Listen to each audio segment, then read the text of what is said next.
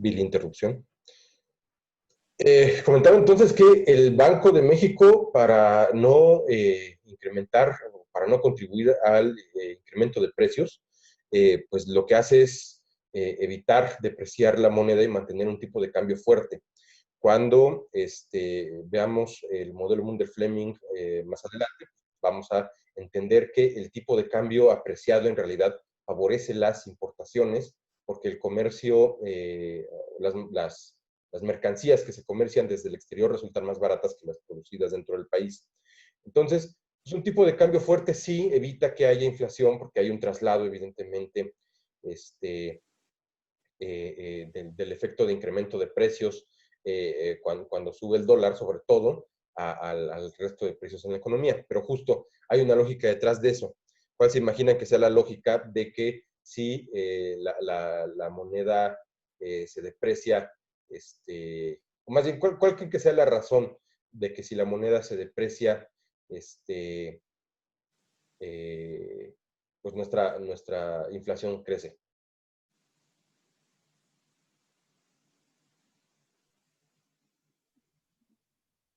Porque aumenta el precio de los productos, ¿no? Ajá, sí, eso es lo que significa la inflación. Pero ¿por qué la inflación crece cuando depreciamos? Mm, Porque en sí, pues, si se deprecia el valor de la moneda, pues los productos, eh, pues van a valer más de lo que valían, ¿no? Pues en O síntesis. sea, como, Otra vez lo mismo que dijo Manuel. A ver, Pues no, Denis, no, ¿alguna idea? pues, o sea, la apreciación de la moneda creo que favorece bueno, o sea, sucede la inflación porque pues al final de cuentas estás tratando de igualar, no, la depreciación de la moneda, pues al final te estás quitando solito poder adquisitivo, ¿no? O bueno, o dije lo mismo. por No, la ya le habían inversión. agarrado el hilo, ya lo Pues habíamos dicho también. es, ¿La inversión? es por el tipo de cambio, ¿no? O sea, no A es ver, como que, no es que el precio, no es que se eleve el precio de las cosas, sino que nuestra moneda vale menos frente a otras monedas y pues los productos de importación o que tienen algún material de importación pues aumentan, ¿no? exactamente. Pues ya me quedo con lo que dijo Yari porque creo que andan todavía un poquito perdidos en ese aspecto. Pero sí, se deprecia la moneda y los productos de importación cuestan más. El problema es que como tenemos una balanza comercial deficitaria, importamos más de lo que producimos interiormente. Entonces, obviamente, el precio de los productos, que son productos extranjeros, se encarece. Esa es la razón por la que existe miedo a depreciar. Si nosotros mantenemos una política cambiaria que tiende hacia la apreciación, pues evidentemente nos ahorramos la inflación, pero nos quedamos rezagados todavía en términos de competitividad porque no incentivamos la producción con fines exportadores y tampoco aprovechamos la oportunidad que nos da un tipo de cambio depreciado para colocar nuestros productos en el mercado exterior. Entonces, pues esas son las tres grandes tragedias de la política macroeconómica en México. Y, por consiguiente, ¿cuáles son las tres recomendaciones que hace Jaime Ross para superar estos problemas? ¿Cuáles son las tres políticas alternativas que nos propone Jaime Ross? Ana, ¿tienes la mano levantada? Sí, pues propone primero que nada una política de gasto público o sea, sí dice anticíclica, o sea, Sí, anticíclico, contracíclico es lo ajá, mismo. ajá, anticíclica. Eh, También propone una mayor recaudación tributaria, porque dice que la política es procíclica porque al final de cuentas está atada y está a la merced de la volatilidad de los precios del petróleo. ¿Mm? Y entonces propone que para poder ser eh, contracíclica tiene que comenzar a, a recuperar más impuestos para poder estabilizarse y no depender de los precios de todo en general. Y Exactamente. pues propone hacer los objetivos de inflación flexibles para que no solo sea por la inflación, sino también se preocupe por el empleo y por el crecimiento. Exactamente. Es decir, ahí también nos está, al decir que no solamente el Banco de México debe preocuparse por hacer que la tasa de interés mantenga baja la inflación, sino que promueva el empleo alto, está asumiendo que también el Banco de México debe adoptar una política monetaria de mandato dual, como la que veíamos la sesión pasada tiene la Reserva Federal.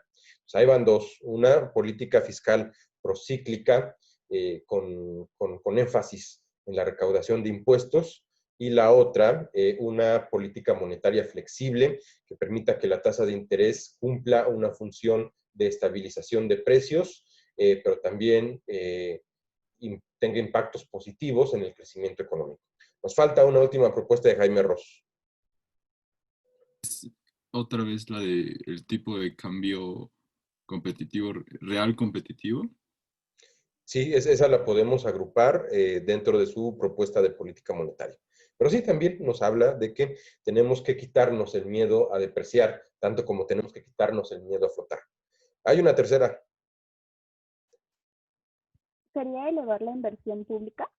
Muy bien, Cassandra, exactamente. Elevar la inversión pública para que se vuelva a convertir en un incentivo para que la inversión privada también invierta, pero sobre todo para evitar esta cuestión que yo les comentaba de la tragedia del Estado ausente, que decide de repente ya no participar, no fomentar, no dirigir, con el pretexto de que su intervención genera inflación y genera perturbaciones en el mercado que cuestan mucho a la economía.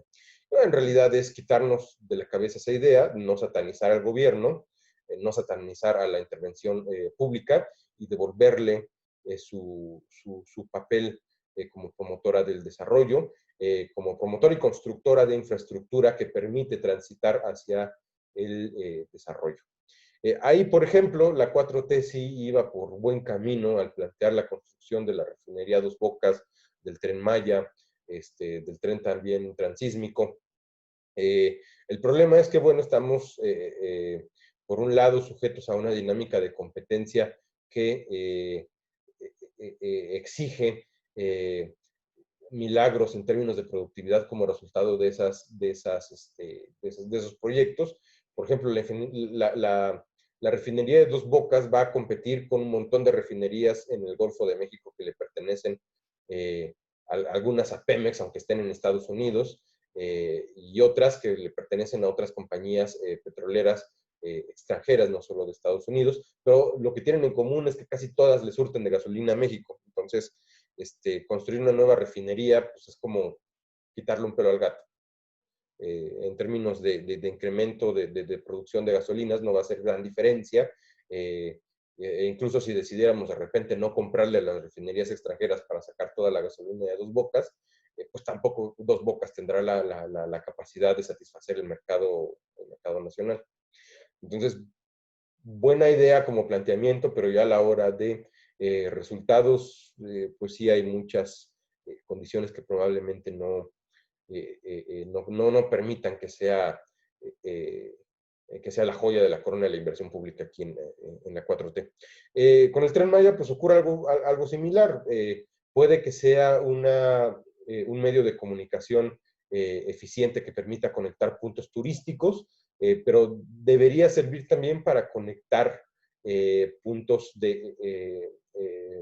industriales, mover no solamente mercancía y mover servicios, mover personas, sino mover también materias primas y productos terminados desde centros industriales hacia las ciudades. El problema es que en la península de Yucatán y en Tabasco y en Chiapas no existe una infraestructura industrial tan grande, está todavía en proceso de consolidación y lleva en ese proceso aproximadamente 70 años,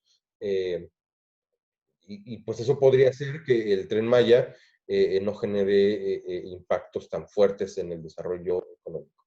Sin embargo, pues sí es bueno que después de tanto tiempo, al menos esta administración se haya preocupado por desarrollar obras de infraestructura.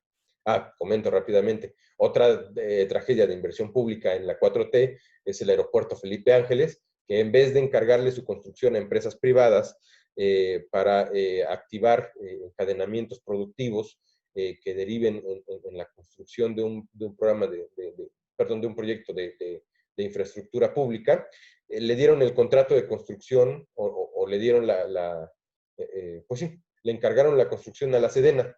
Entonces, es como si el gobierno se contrata a sí mismo para construirle algo al gobierno.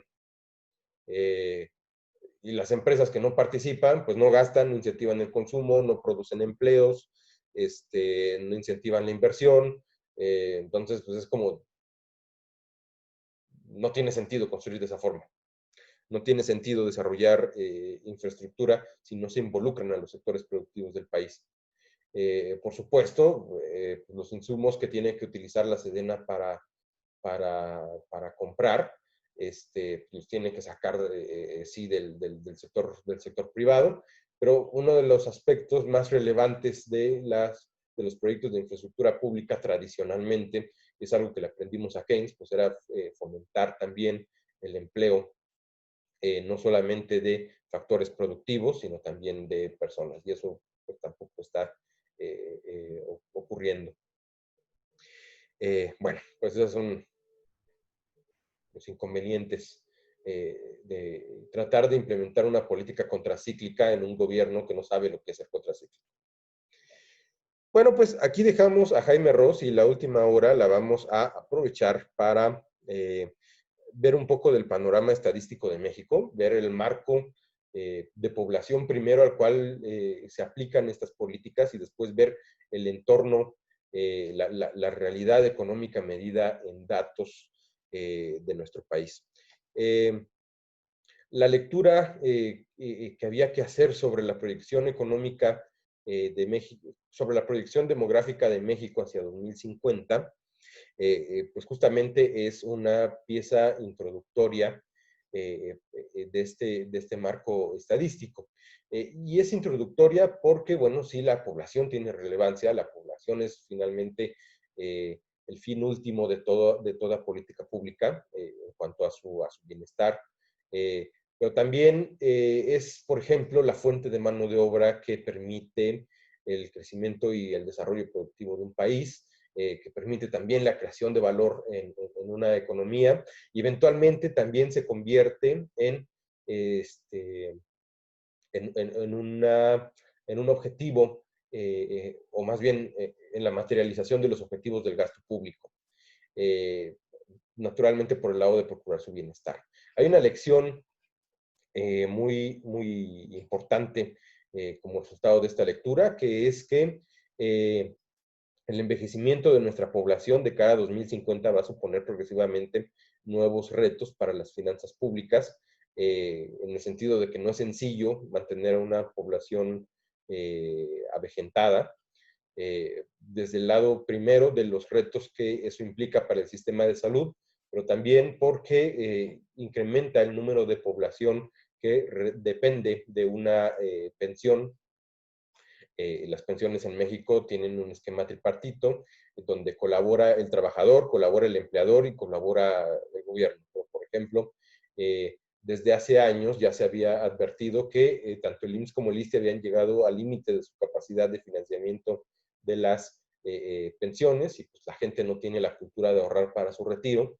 Entonces, básicamente el Estado es quien carga solo con la responsabilidad de generar ese ingreso adicional a las personas una vez que están en posición de retiro.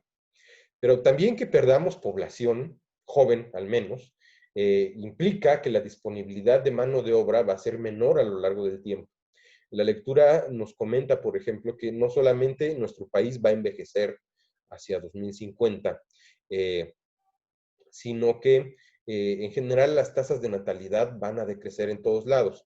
En la Ciudad de México, por ejemplo, la disminución de la tasa de natalidad se debe principalmente a que la edad reproductiva de las mujeres se va incrementando progresivamente, y esto como resultado de una mayor independencia económica, de una mayor tasa de de estudios por parte de las mujeres, es decir, las mujeres ya no desertan tan fácil de su educación, y pues también que son incluidas de mejor manera en el mercado productivo.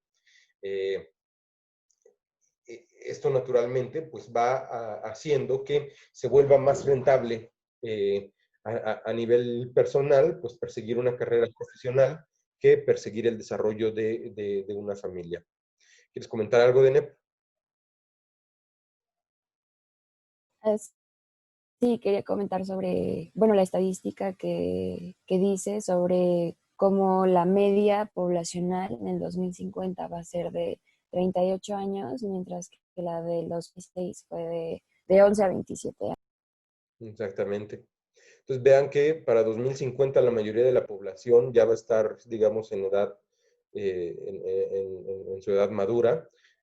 Actualmente, pues nosotros cuando llegamos ya a los 30 años, pues ya estamos llegando tarde en comparación con generaciones anteriores a la posibilidad de formar una familia, tener un patrimonio propio, tener un trabajo estable, incluso salirnos de la casa de nuestros papás.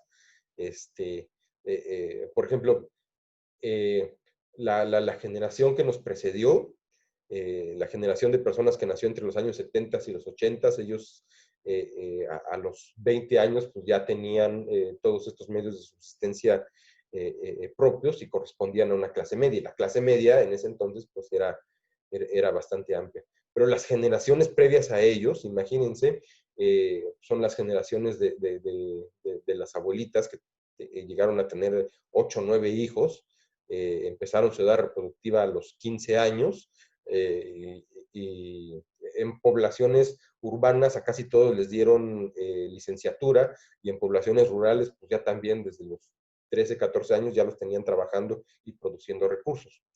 Pues es una transformación generacional que está muy relacionada con los procesos de acumulación de riqueza que se van dando a lo largo del tiempo.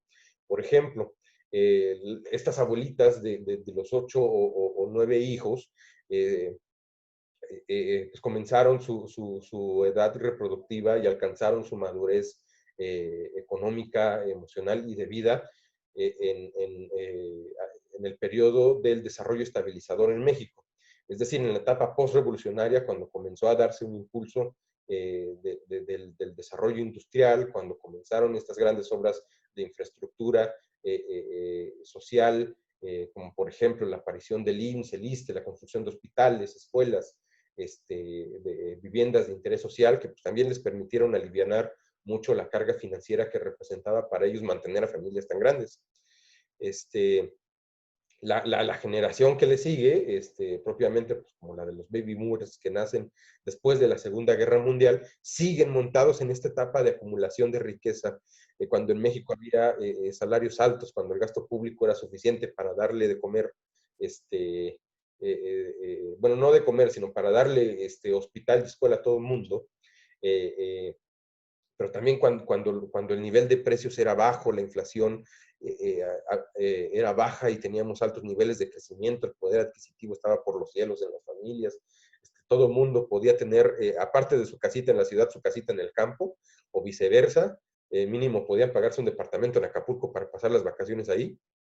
Es decir, estos cambios generacionales están muy, muy unidos a las condiciones de crecimiento y de desarrollo económico de un país en ciertos momentos.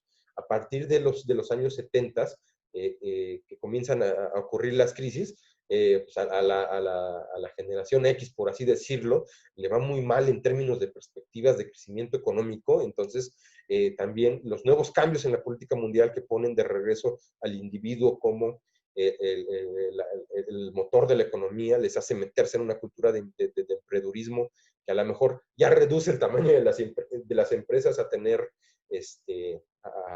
perdón, de las familias a ser solamente de 1 o 2 hijos.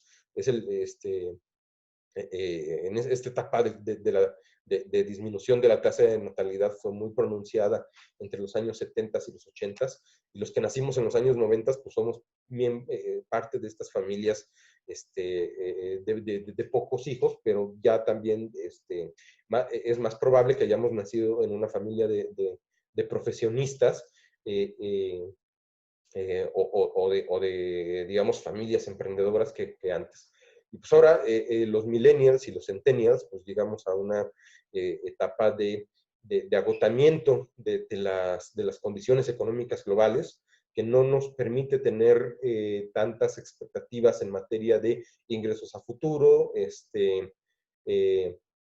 Aparte, el mercado laboral todavía es como muy, está muy cimentado en valores de productividad que fueron característicos de las generaciones anteriores y que no incorporan, digamos, pues nuestra versatilidad con la tecnología, que son muy rígidos a la hora de la toma de decisiones, es decir, que no se acoplan fácilmente a los valores culturales y económicos con los que las nuevas generaciones han crecido. Y quién sabe cómo vaya a quedar el panorama para las generaciones que vayan a llegar hacia 2050. Pero es posible que el mercado laboral, al igual que la economía en general, vaya adaptándose cada vez mejor a estas nuevas condiciones de convivencia tecnológica y a la exploración de estas nuevas formas de producir, que son más propias a nuestras generaciones. El desastre va a ser que cuando nosotros, que ahorita nos sentimos muy orgullosos de ser nativos digitales, lleguemos a envejecer y perdamos las capacidades que durante nuestra edad actual nos hacen ser, en teoría, más productivos que ya las generaciones anteriores, que tienen estos valores rígidos de productividad y que les cuesta trabajo adaptarse a las nuevas tecnologías, pues nos pasa eso mismo para ese momento. Y lleguemos a tener, bueno, en 2050 ustedes van a tener aproximadamente 50 años, yo voy a tener como 60. Si viéramos esa edad con las condiciones actuales, una persona de 60 años, si no logró encumbrar una carrera profesional a los 30, ya nadie lo va a contratar a esa edad. Y una persona actualmente de 50 años está en los años finales de la etapa más productiva de su vida. El problema es que hacia 2050, con personas de 38 años, pues son personas que ya tuvieron que haber transitado por esa etapa de mayor productividad. Es decir, ya dieron lo que tenían que dar y lo que queda solamente es el impulso inercial de seguir siendo productivos en un área en sus respectivas áreas, pero con cada vez mayor nivel de incertidumbre. Y los jóvenes que van a venir detrás de ellos, en la medida que van a ser menos, les va a costar más tiempo les va a costar más trabajo en cuestión de tiempo adaptarse a las condiciones de productividad que son características de las generaciones anteriores. Una Profe, población aquí implica también pérdida de productividad, implica dificultades para seguir teniendo crecimiento económico y, pues como les decía, impone nuevos retos en términos de gasto público por el gasto en salud y el gasto en pensiones. Y Yari, ¿qué nos quieres comentar? Sí, justo creo que también, como menciona, un gran problema de nuestra generación es que, y lo menciona la lectura, es cómo se incita a la orientación del gasto en general en nuestra generación. No, se promueve la informalidad, ¿no? De una u otra forma, o la semi-informalidad, ¿no? Como en este tipo de contrataciones tipo outsourcing y esas cosas. O sea, como es la exigencia del gasto, muchas veces a gente de nuestra edad, pues obviamente vas a preferir un sueldo de 8,000 pesos, de 6,000 pesos sin prestaciones, que un sueldo de 4,000 pesos con prestaciones, ¿no? Pero bueno, eso a la larga, como menciona la lectura, la informalidad promueve que no haya inversión en capital humano, ¿no? Así que, como dice, cuando pase nuestra edad productiva, bueno, sí, nuestra edad, sobre todo más joven, pues nos vamos a ver en graves problemas porque, bueno, no va a haber un crecimiento en cuanto a aptitudes profesionales y pues te quedas medio desamparado, te quedas igual, no, o sea, la informalidad no te dio un rango de crecimiento pues real. Exactamente. Sí, una gran parte de la herencia de esta nueva cultura empresarial que fue dándose a partir de los 80s fue poner por encima a los intereses de la empresa, en particular a las ganancias, que al personal. Entonces, sobre todo en economías que han transitado por crisis, como fue el caso de México en los años 80s y en los años 90s, la mentalidad de las empresas cambió en dejar de procurar al trabajador y dejar de ser como instrumentos para darle una vida digna, a utilizar al trabajador como mano de obra a precios, a precios que se presumen competitivos, es decir, en salarios muy bajos, y ponerlos en una situación de vulnerabilidad tremenda, porque pues, a final de cuentas lo único que se le pide al trabajador es que acepte por la fuerza, sobre pretexto de quedarse sin trabajo, el salario más bajo posible. Si el sector formal no te da para vivir, pues buscas naturalmente la informalidad o, en el caso de México, la criminalidad, que ambos, conforme pasa el tiempo, se van convirtiendo en opciones cada vez más rentables de empleo, a pesar de que no contribuyen necesariamente al crecimiento económico. Una persona que está en el paro durante mucho tiempo no le interesa contribuir al crecimiento económico, no le interesa si sus impuestos sirven para algo, no le interesa saber que no pagar impuestos genera problemas también para toda la sociedad. A esa persona lo que le interesa es comer, y ese sentimiento es más válido, es más válido y es más inmediato que todas estas preocupaciones que aquejan a la política pública. Más bien, el problema ahí, desde el punto de vista de política pública, es volver a acercarse a las personas a través de modificar una cultura laboral que permita rescatar el bienestar de las personas como el objetivo principal del trabajo. Y eso, ¿qué creen? Solo existe en países socialistas. Y en México el socialismo está medio mal visto, ¿verdad? Bueno, no es que solamente existen países socialistas, existen países socialdemócratas, que son países en los cuales se acepta la participación del Estado con mayor facilidad que en países que son puramente capitalistas. Por ejemplo, esta cultura laboral de la que le estoy hablando, pues no la creamos nosotros, vino de Estados Unidos y vino de Japón. Pero pues países donde todavía el bienestar social es un imperativo, como pueden ser naturalmente los países escandinavos, como lo es también del lado de Asia, Vietnam, China, más actualmente, Corea del Sur. Pues Corea del Sur también es un ejemplo paradigmático de un país corporativo, pero pues al menos ellos sí buscan mecanismos para que la redistribución de la riqueza impacte en el bienestar de su población. Aquí en México no. Pero aquí en México no es tanto por una cuestión ideológica, es más bien por una cuestión de omisión, de pensar que, y esto sí lo tiene bien identificado Andrés Manuel, de sentir que el aparato estatal es más bien una fuente de enriquecimiento para las personas que colaboran con ella, especialmente en altos cargos de la administración pública, porque no se crean, la gente que está sindicalizada dentro del gobierno tampoco está en las mejores condiciones patrimoniales. Es decir, incluso dentro del gobierno no todos los que entran se enriquecen. Pero bueno, sí hubo mucho esta cultura de utilizar al gobierno para privilegiar a élites, tanto económicas como políticas, y no utilizarlo como un verdadero instrumento de protección social. Y esta concepción pues, fue madurando durante los años 50 hasta la actualidad. Y pues bueno, en eso sí no se equivoca Andrés Manuel en decir que se ha privilegiado un gobierno rico a costa de un pueblo pobre. Pero bueno, ahora también los analistas políticos y económicos que se asumen libertarios a todo lo que tenga que ver con el mejoramiento del bienestar social lo califican de comunista y lo tratan de meter debajo del tapete de la historia. Entonces, peligrosísimo eso también. Pero sí, pues por ahí va la cosa. Eliezer, ¿quieres comentar algo?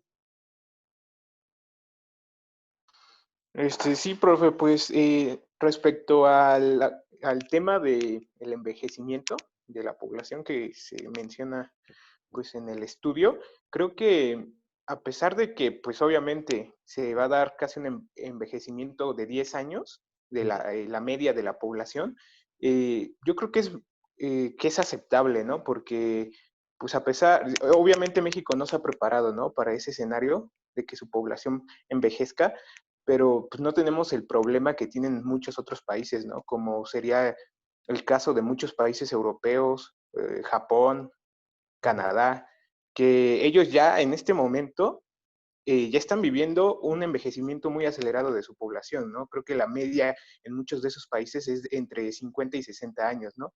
Que ya es gente que ya económicamente no pertenece pues a la fuerza laboral, ¿no?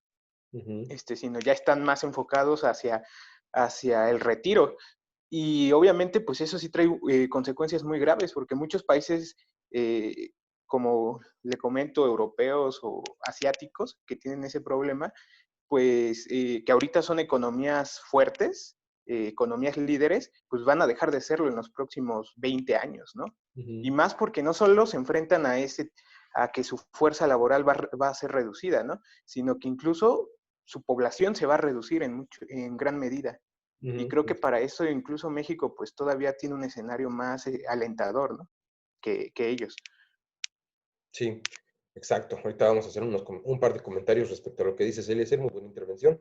Alejandro, ¿tienes algo que decir? Sí, sobre lo que comentaba mi compañero Eliezer, pero cabe mencionar que, por ejemplo, países como Japón, que ya tienden a tener esta baja demográfica por el envejecimiento, están optando por otro tipo de cosas y ya no por permanecer en su país a crecer económicamente. Ellos apuestan, por ejemplo, al modelo educativo de los 20 años, en donde van a ser ciudadanos del mundo. Ellos lo plantean en este punto en donde van a hacer que sus jóvenes a los 18 años ya hablen 4 idiomas, conozcan 4 países de diferentes continentes y que tengan una competitividad intelectual mayor para que no se queden a residir a su país y seguir haciéndolo crecer, sino para ir a otros países y llevar como que esta pauta a crecer allá como personas y mejor desarrollarse en otro ambiente donde les convenga. Cosa que en México nosotros todavía podemos trabajar con una política pública, eh, tal vez no socialista, pero sí social, en donde podríamos trabajar para que nuestro país sí todavía pueda crecer, porque nuestro capital demográfico para 2030 va a ser mayor. Exacto. Y Ari. Sí, y creo que también una parte importante es que estos países ya tienen un rato ejerciendo políticas públicas de administrar la migración. Bien o mal, todos estos países, estamos hablando de que reciben, o sea, que dentro de su total de población tienen algunos números cercanos al 5 o 10% de migrantes, ¿no? Cuando México, por ejemplo, no tiene ni el 0.5% por ciento de su población migrante, ¿no?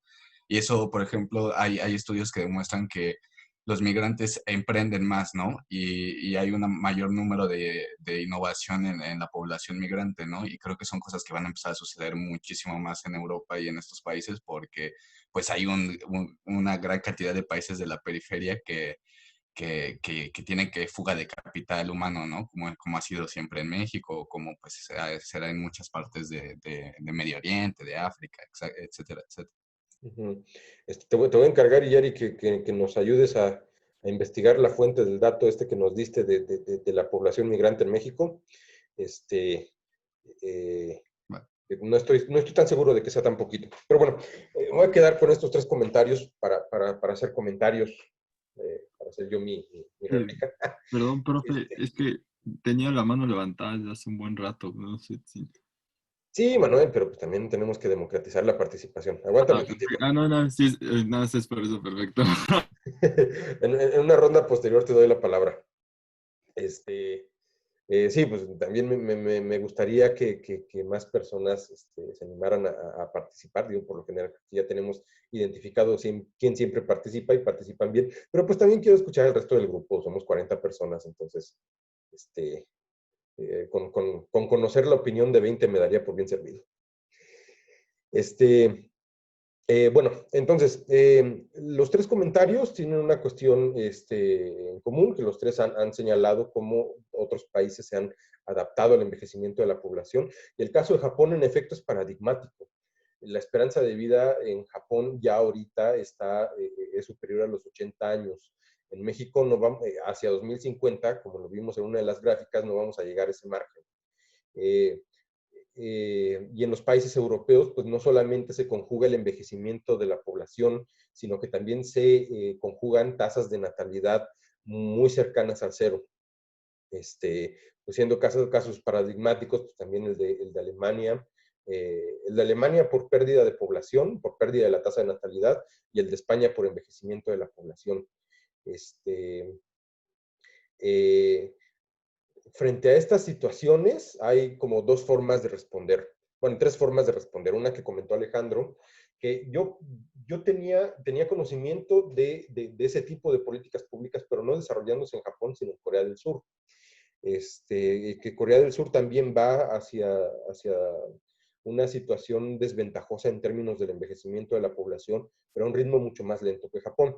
Entonces voy a comentar así de rápido cómo veo yo las tres alternativas para superar este problema de envejecimiento.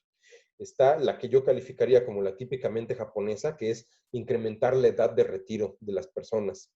Es decir, en Japón lo que se han dado cuenta es que hay personas, hay un buen número de personas que llegan a vivir hasta los 100 años. Y hay personas que todavía en sus 70s tienen todavía capacidades físicas que les permiten mantenerse activos en determinados mercados productivos, en determinados sectores productivos. Entonces, una propuesta que ha estado ahí oscilando en las dos administraciones de Shinzo Abe, que ya había sido primer ministro de Japón antes de su administración actual, pues era justamente retrasar la edad de jubilación por encima de los 60 años. Y también Nicolás Sarkozy, que fue presidente de Francia, metió la idea hace unos 7 años, unos 5 o 7 años, en Francia, de elevar la edad de jubilación hasta los 65 años, siendo que estaba también en los 60 años. Esta alternativa ha sido impopular en los dos países, pero sobre todo lo fue en Francia, porque pues, para los franceses sí implica no necesariamente aprovechar el impulso de una mayor calidad de vida, sino simplemente la posibilidad de extraer más plusvalía de los trabajadores, es decir, hacerlos trabajar hasta más viejos, con el fin de revitalizar la economía, la economía francesa. Pero bueno, sí, es una cuestión que han notado. En Japón la gente, a pesar de que envejece, no pierde, digamos, capacidades físicas para trabajar. Entonces, ha sido durante mucho tiempo una alternativa poder incrementar la edad de jubilación para aprovechar esas nuevas fuerzas, digamos, de la vejez trabajadora.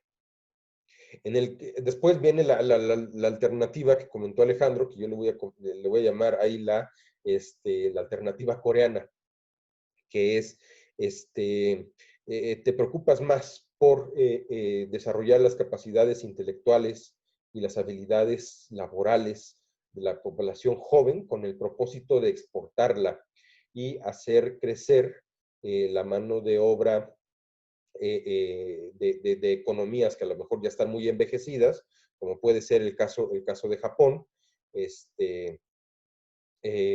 para generar riqueza en ese país, pero también a través de remesas incrementar la cantidad de ingreso disponible de tu propio país. Esto también es una técnica que China viene desarrollando desde hace mucho tiempo, pero bueno, China exporta trabajadores, pero Corea del Sur exporta técnicos, exporta cultura.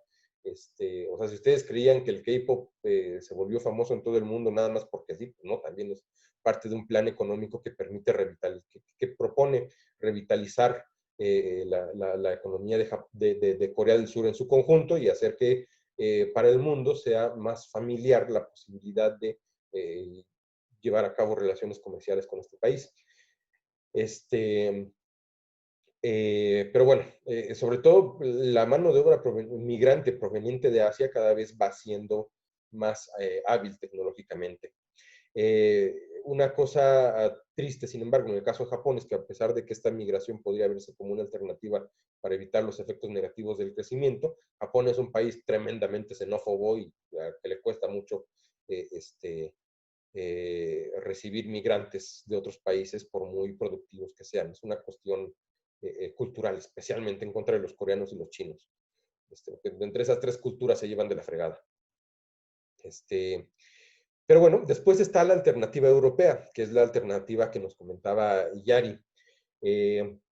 Europa se ha beneficiado mucho de la migración ilegal proveniente de África y de Asia, justamente porque es cierto, los migrantes que vienen de un contexto económico muy desfavorecedor, muy precario, pero también de contextos políticos muy adversos, ven de alguna forma negadas sus capacidades de desarrollo intelectual y productivo en sus países, pero también vienen de culturas en las cuales se favorece el crecimiento intelectual. Entonces aprovechan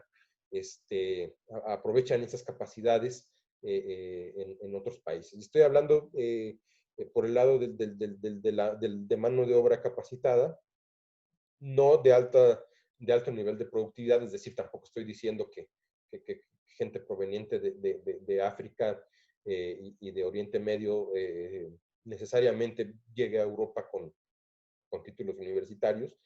No, pero sí llegan con una cultura del trabajo que les permite a ellos ser más creativos a la hora de proponer ideas nuevas de negocios.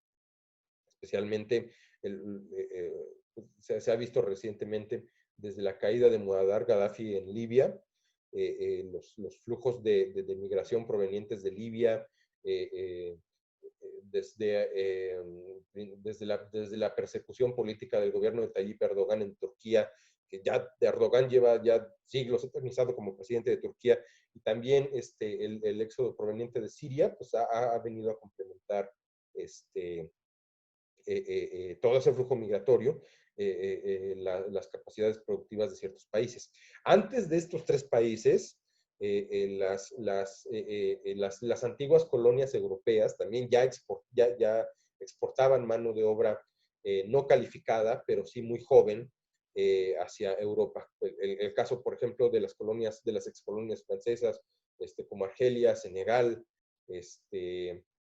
o en el caso de antiguas colonias británicas como Zaire, Kenia, pero bueno, al menos dos países que sí entendieron esta lógica de aprovechar la migración, la migración de países pobres, y que les ha servido muy bien para revitalizar su industria y evitar los efectos del crecimiento, que han sido paradigmáticos en Europa, pues han sido Francia y Alemania. Que curiosamente son los dos países de Europa que más crecen. Eduardo, ¿quieres comentar algo? Sí. Adelante. De lo último que estaba diciendo de la migración de Europa. Yo creo que pasa algo parecido en México, ¿no? Con Estados Unidos. Y de algo que hablaba de la lectura es que debemos de proteger más a nuestros inmigrantes. Y pues sí, eso me pareció interesante de lo que decía de Europa. Exactamente. Sí, la misma lógica aplica en Estados Unidos, solo que pues, los estadounidenses son muy celosos también por razones culturales de su trabajo, entonces no ven con buenos ojos que migrantes de otros países, especialmente cuando son mano de obra no calificada, pues llegue a insertarse en su mercado productivo. Pero pues también es una cuestión cultural, racial, muy perversa. Entonces, mientras no superen esos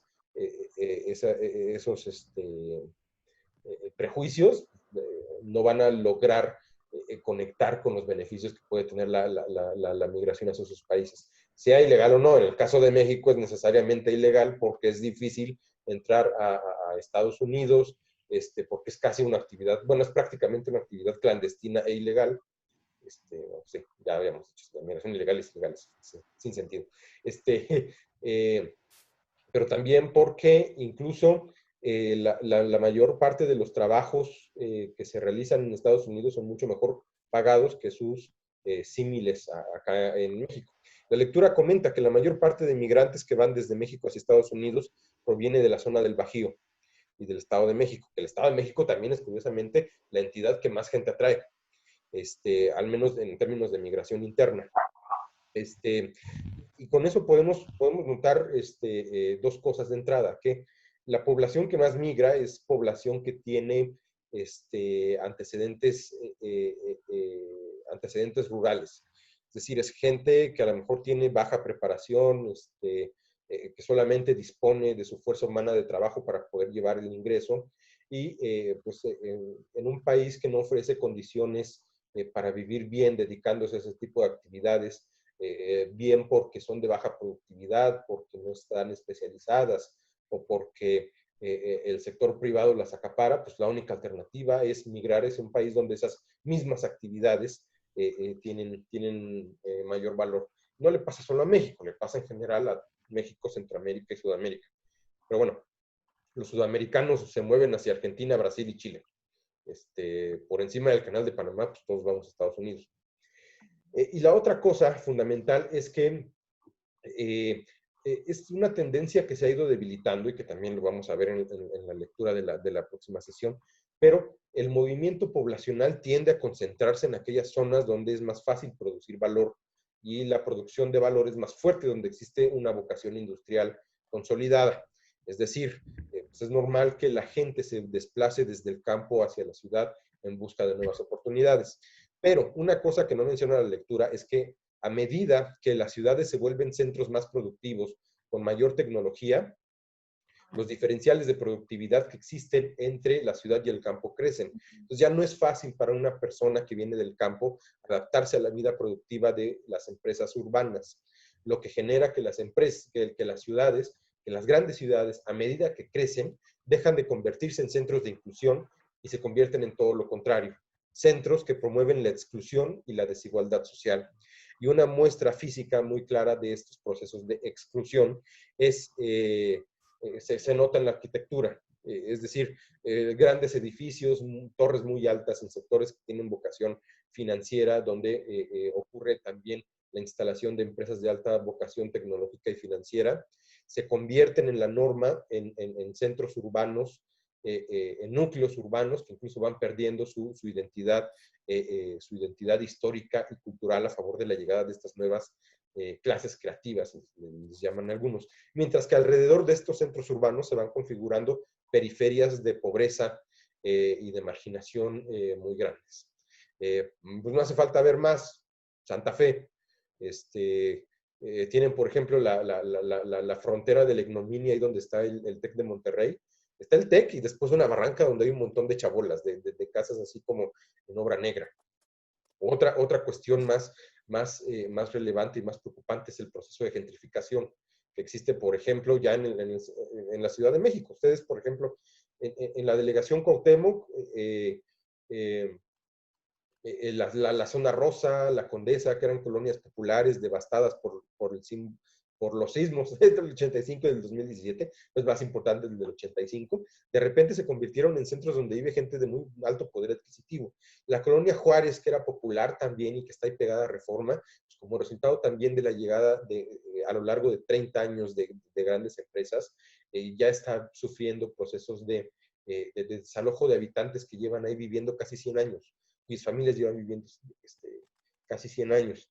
Lo mismo en el propio centro histórico, ya también consiguieron un departamento ahí, que antes el centro histórico era donde se concentraba la gente más pobre. Pues ya comienza a haber un proceso de expulsión también de gente pobre en la Ciudad de México.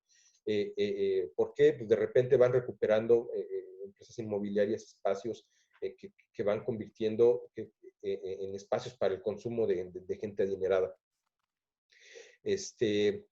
Y bueno, este proceso de gentrificación pues, tampoco lo recoge la lectura, sin embargo existe. Y la lectura nos dice que estos procesos de migración se van a modificar muy poco a lo largo de los próximos 30 años, y que de hecho no va a haber cambios significativos en los estados que expulsan migrantes, tanto internos como externos, ni en los que los reciben. Deneb, ¿quieres comentar algo?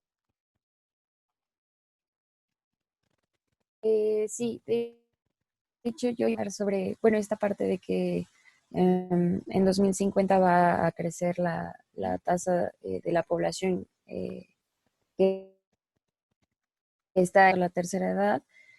Bueno, yo iba a comentar que referente como al gasto público que se tendría que hacer en cuestión al sistema de salud, bueno, o sea, como lo comenta igual la lectura, va a ser como una problemática que finalmente se va a presentar, ¿no? Y sobre todo, o sea, que obviamente el sistema de salud pueda como atender las necesidades que puede esto conllevar. Y también quería, bueno, decir sobre el sistema de salud francés, había leído un poco sobre eso y estas como visitas mensuales, perdón, cada 6 meses que tienes que atender obligatoriamente para evitar que enfermedades como el cáncer, que son demasiado caras para el Estado de tratar, puedan detectarse a tiempo y así después no sea como un problema mucho más grande. Entonces, bueno, eso lo quería comentar. Muchas gracias por traer a colación el sistema de salud francés.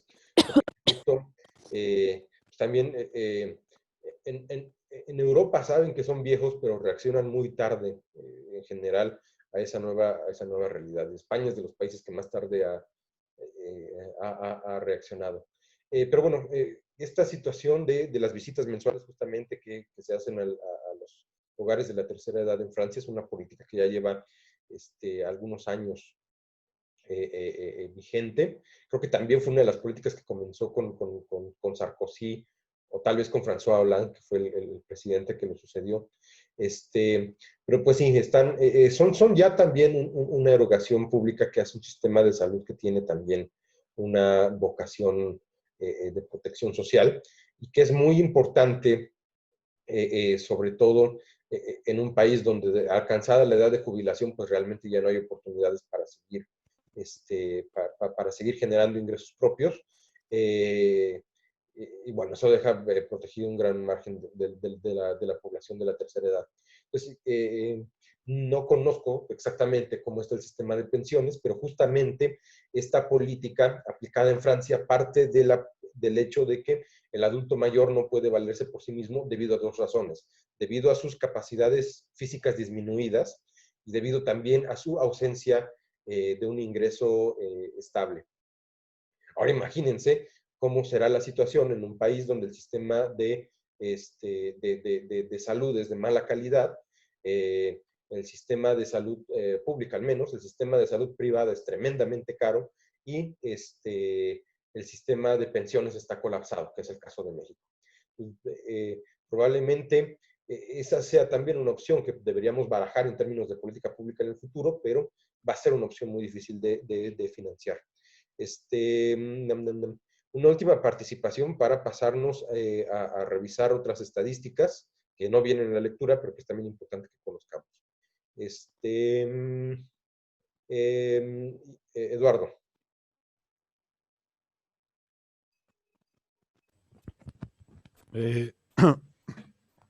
¿Yo, profesor, o hay otro Eduardo? No, tú. Yo, pues de lo último que acaban de comentar la compañera, pues sí, yo creo que ahorita estaba viendo y en la Ciudad de México es donde en el 2050 va a haber más adultos mayores. Y yo creo que pues la Ciudad de México pues es nuestra capital, ¿no?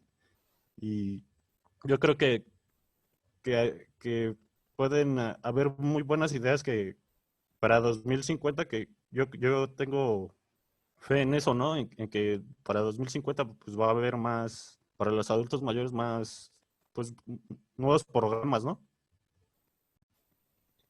Pues ojalá, la Ciudad de México siempre se caracterizó, al menos durante los gobiernos perredistas, por ser una ciudad de políticas de corte progresista.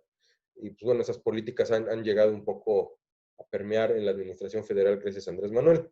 Sobre todo es curioso que el gobierno de Andrés Manuel, yo leía hace unos días, que es un gobierno de personas de la tercera edad, para personas de la tercera edad, justo porque la mayor parte del gasto público ahorita de la 4T está destinado a programas sociales para la tercera edad. Y vean también la del gabinete. O sea, hay solamente como 4 secretarios que tienen menos de 40 años, o menos de 60, si quieren verlo así. Mi jefa santa, la secretaria de Economía, por ejemplo, tiene 61, entonces tampoco es como que... A pesar de que es de las que tiene una constitución más fuerte en el gabinete, pues no es precisamente joven. Bueno, vamos a pasar a un tema un poquito distinto. Ahorita, muchas gracias, Iyari, ya nos pasaste el dato, está ahí en el chat. Me gusta el comentario de Bernardo, que somos la generación ni casas ni pensiones. Buena forma de plantear. Bueno, les quiero presentar ahora otra fuente de estadísticas independiente de esta lectura que vamos a estar utilizando esta y la siguiente sesión. La siguiente sesión va a ser una continuación de la exploración de este sitio, porque quiero que lo conozcan, que lo aprendan a usar. Es uno de los grandes logros de la Secretaría de Economía. Y después, la siguiente clase, pues ya nos pasamos la última parte a hablar sobre la evolución de la vida urbana en nuestro país. Entonces, denme un segundo.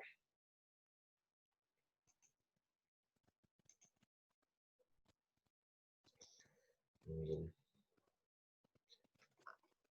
Ay, aquí está. De repente reacciona un poco lento la computadora el día de hoy. Pues esto que les estoy mostrando es Data México. Es un sitio de estadísticas económicas, la verdad muy accesible, muy dinámico. Les permite también seleccionar conjuntos de datos y descargarlos en formato separado por comas para que ustedes los puedan trabajar en cualquier tipo de aplicación o de programa de manipulación de datos. Naturalmente puede ser Excel, puede ser R, Stata, pero lo que más me agrada es que es un sitio que permite explorar temáticamente una gran cantidad de tipos de datos. Ahorita lo que yo les estoy presentando corresponde a los datos de México como país, pero les quiero presentar cómo se ve el sitio cuando ustedes ingresan por primera vez.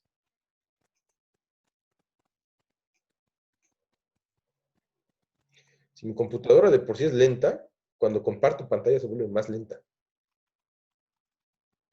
Entonces, voy a regresar. Bueno, ustedes entran y esto es lo primero que ven. Algunas tarjetas temáticas, la descripción de qué es esta plataforma.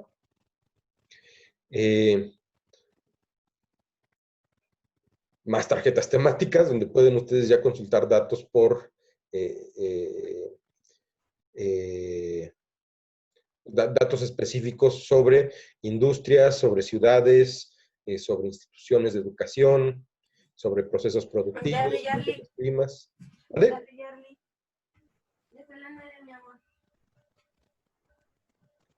Creo que por ahí se le está filtrando el audio de la vida diaria a alguien. Pero bueno, vamos a empezar revisando el perfil estadístico de México, la información que nos presenta aquí. Pues de entrada, algunos datos de coyuntura relevantes. México es un país que hacia el año 2015 tenía casi 120 millones de habitantes. Ahorita pues sigue en construcción el censo.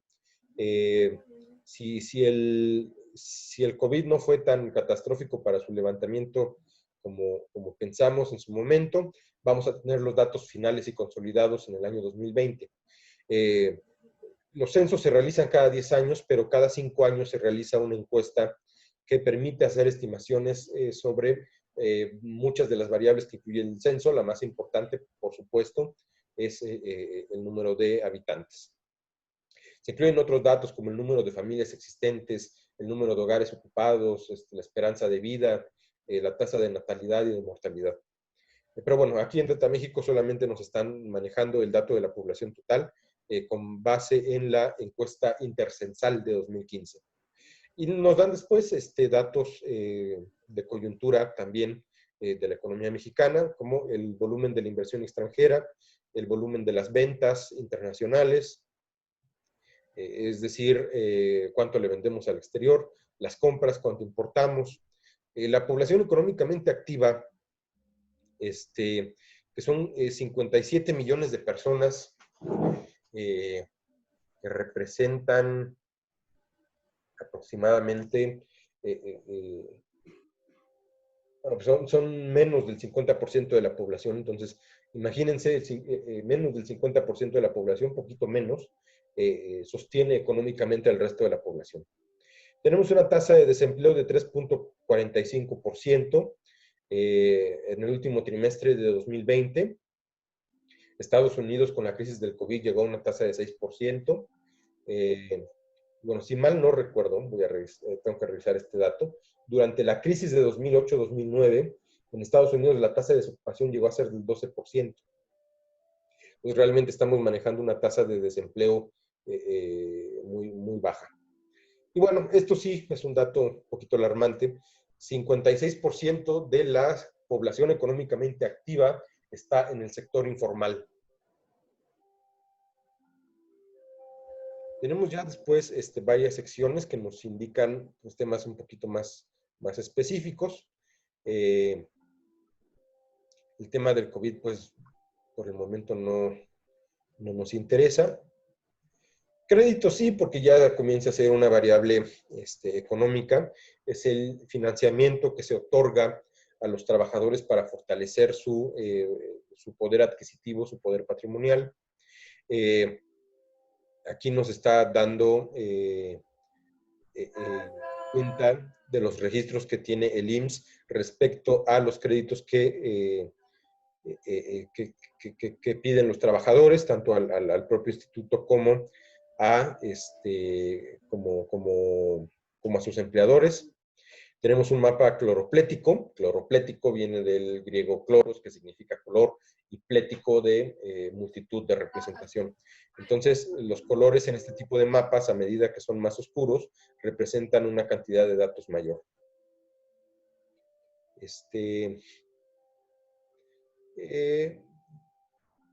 La distribución de créditos que se dan a trabajadores no asalariados, sino más bien a trabajadores del hogar. Su distribución. Vemos ya aquí indicadores más específicos de economía. Comenzamos con las ventas internacionales, que es la cantidad de mercancías que nosotros exportamos. Comenzamos con su valor comercial, es decir, en términos monetarios, cuánto vale esa exportación.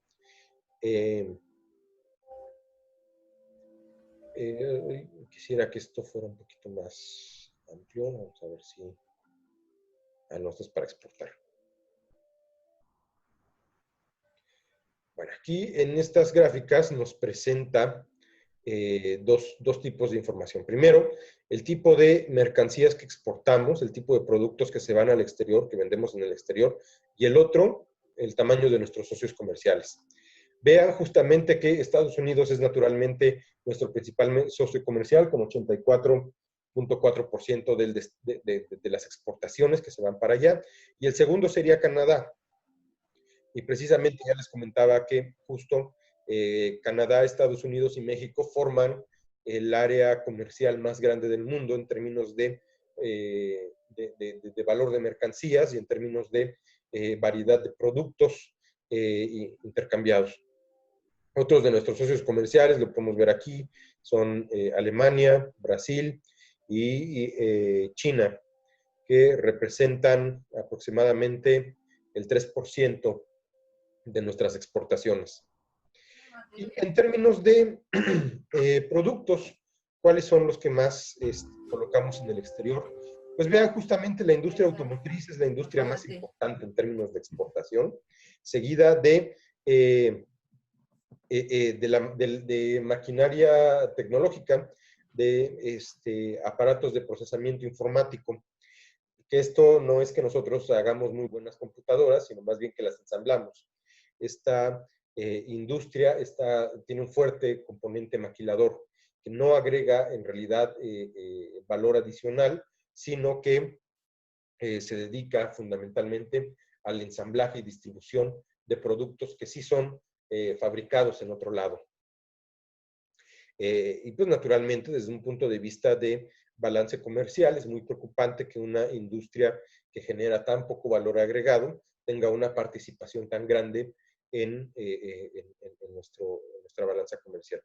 Y después de eso tendríamos la que por mucho tiempo fue nuestra exportación más querida, más estimada, que son los derivados del petróleo, aceites crudos o mineral bituminoso, que son también hidrocarburos.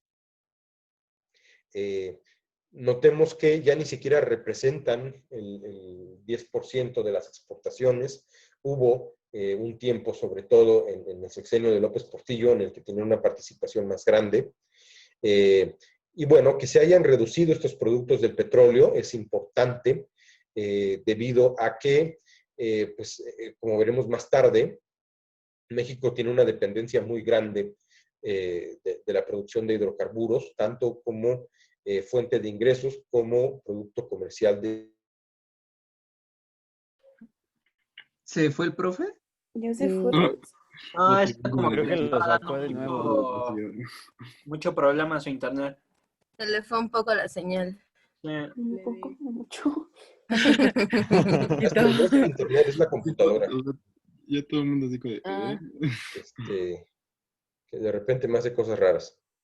Les vuelvo a compartir. ¿O siguen viendo mi pantalla? No, a usted. No, ya no, profe. Ok, entonces la vuelvo a compartir. Ahí está. Pues bueno, eso por el lado de las exportaciones. De las exportaciones.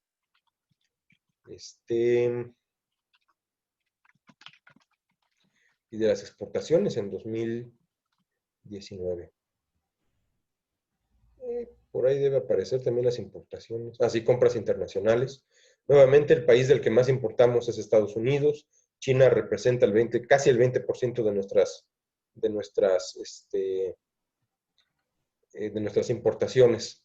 Lo que más compramos, otra vez, hidrocarburos, seguido de circuitos electrónicos integrados, es decir, componentes de computadoras que son las que ensamblamos y exportamos, y partes y accesorios de vehículos. Vamos a notar que no, este es solamente el volumen de la importación más grande. Aquí está. Tuvimos exportaciones por 333,000 millones de dólares e importaciones por 309,000 millones de dólares. ¿Qué quiere decir esto?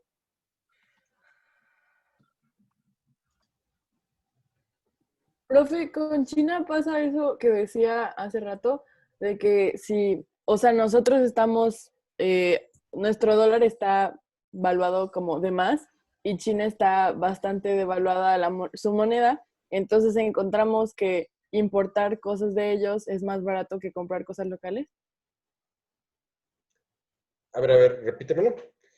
Dijo que al apreciar nuestra moneda llega el punto en donde hay cosas que se producen aquí mismo que no son tan baratas como algunas cosas en el extranjero de monedas devaluadas, como es la de China. Eso es lo que pasa y por eso importamos tanto de ellos. Sí, como la moneda como el yuan chino está más devaluado frente al dólar que el peso mexicano, de repente sí nos resulta más conveniente comprarle productos a China que producirlos aquí en México. En general, cuando el tipo de cambio está apreciado, es decir, que nuestro peso está fuerte contra el dólar, pues también las mercancías de Estados Unidos van a ser más atractivas para el consumidor que las mercancías nacionales. O sea, hay que encontrar la forma de hacer que las mercancías mexicanas se vuelvan más baratas y eso se puede lograr a través de dos formas. Una es depreciando la moneda que es, digamos, la alternativa artificial, y la otra alternativa es incrementando la productividad para que producirlas en nuestro país sea más barato, pero tengan mayor calidad. Eso es, por ejemplo, el secreto de por qué las grandes economías industriales son tan exitosas en el mercado internacional. Fundamentalmente porque producen muy barato, pero producen con mucha calidad. Entonces, bueno, no me respondieron mi pregunta. Ah, que hay déficit, ¿no? Era lo que preguntaba, ¿no? No, hay superávit. Bueno, sí. Ah, es que sí, ya no vi. Lo que quería que me dijeran, pero hay superávit. Vean, nuestras importaciones están valuadas en 309,000 millones de dólares, es decir, lo que compramos, pero lo que vendemos está valuado en 333,000 millones de dólares. Quiere decir que al menos en 2019 tuvimos la fortuna de tener una balanza comercial en general superavitaria. Y lo comprobamos también en términos de destinos comerciales y de socios comerciales. Nuestro mercado de importación fue menor en valor al mercado de exportación. Quiere decir que logramos colocar más productos en el extranjero de los que el extranjero colocó en nosotros. Y en efecto, vean, desde 2007, nuestra balanza comercial neta ha tendido a ser superavitaria.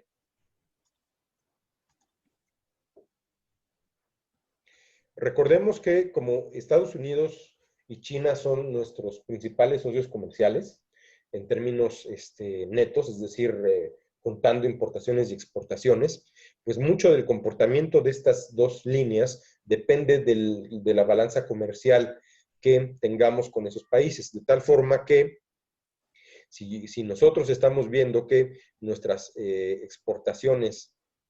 perdón, no, aquí lo que nos está marcando, ya andaba yo muy optimista, pero no, aquí lo que nos está diciendo es que en general hemos tenido déficit comercial. Sí, porque la línea roja son importaciones, la línea azul son exportaciones.